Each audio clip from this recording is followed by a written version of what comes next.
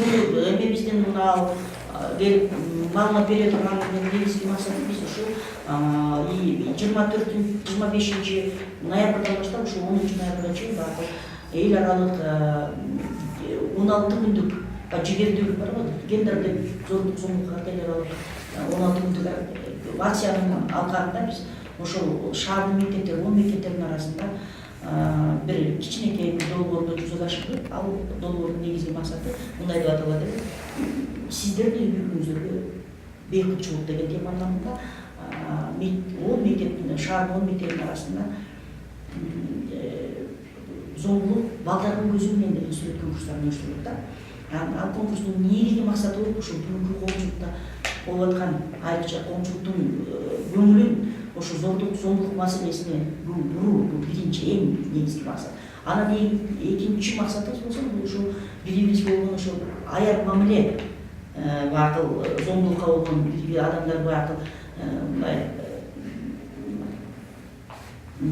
зомбулукка культура нетерпимости деген кандай зомбулукка жек көрүү маданиятын көтөрүү, анан ошондой эле баягы үй бүлө институтун бекемдөө маселесинде ушундай конкурс уюштурган элек.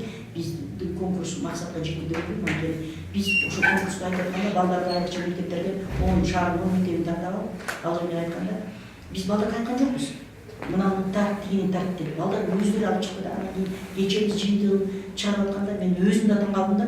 Балдардын баягы психологдор айтып коет го, краскаларды берип атканда баягы сүрөт баягы боекторду баягы кара түс менен берип бардык эле ойлогонбуз мектепте баягы балдарды түшүргөн кайсы маселе түшүрдүк десек, балдарды көбүнчө үйгө ата менен эненин мамилеси, ата менен эненин балдарга болгон мамилеси баягы алардын маселенин түпкүрүн түздү да. Бардыгында эле ата эне балдарды урбагыла, балдарга башкачараак мамиле кыла, ата ичпечи, ата апамды урбачы деген маселелерди балдар алып чыгышты да. Биз мен өзүм да жүрөгүм түшүп калды анткени чынында баягы массалык маалымат каражаттардан деле айтып атпайбы, күнүнө биз же эки эле маселе жөнүндө биз маалымат алып калды биздин Кыргызстанда: же автокырсык, же болбосо үй бүлөлүк зомбулук, кайсы бир жерде зомбулук.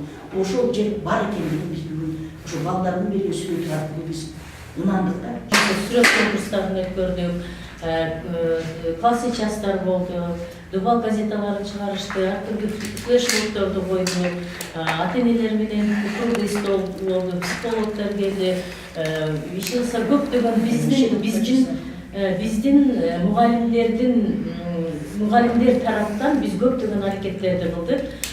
Бул деген биз мен айтайын дегеним, биз бир эле мугалимдер эмес, мисалы үчүн статистикага келгенде мындан 3 жыл мурун мектепке 9-класстан кийин өзүңөр билесиңер, 9-класстан кийин окуучулар мектепти таштап кетип атышат.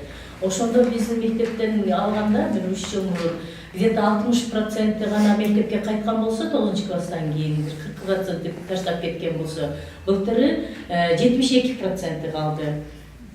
Быйыл болсо 85% кайтып келди мектепке. Бул деген биз ушундай мектепке кызыгууларын көп кылабыз, кружокторду уюштуруп ушундай неклассный мероприятиялар көп болуп атат да, мындайча айткандачы. Окуучулар биз эми бул биздин эле тарап болуп атат, мугалимдер да. Мен айтайын дегеним ата энелер. Вот ата энелер азыр действительно айласыздан таштап кетип атат, Россияга кетип атышат ата энелер балдарын таштап. Мен айтайын дегеним ушул ата энелердин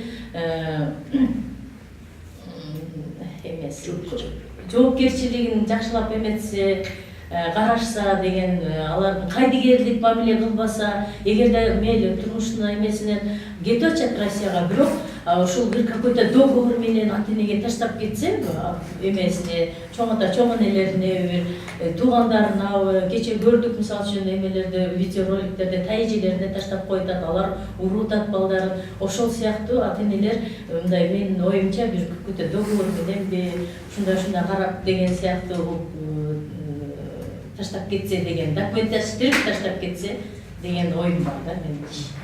Мисалы үчүн эң кызыктуу катты жакында эме кылышты, бир кыз өзү эметиптир да, мен атам ичиутат, эме айтасыз экен, атам ичиутат, мен ушинтип уруутат, антитат деп, анан кийин биз ошого директорубуз телефонуна прям звонок этиптир да, директордун. ал өзү иштер өткөрдү, атасын чакырды. Азыр Кудайга шүкүр атасы как-то более-менее болуп калыптыр да.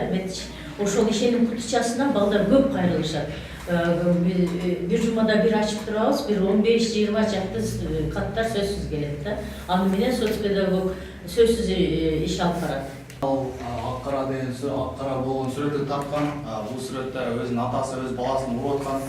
Бул жакта өзүнүн баласын урганга урбаш керек да, өз баласынча. Баласы каждый ребенок имеет на счастливую жизнь деген право бар. Ошондуктан ар бир бала өзүнүн жашоосу менен жашына жашаш керек да. Ата-энесинин колуна кул болушуп иштебей, жашына жүрүп урбай ата-энеси ичпей жүрүш керек. Ошондуктан ата-энеси жашынара карап өзүнүн баласын жакшы мектептерде окутуш керек.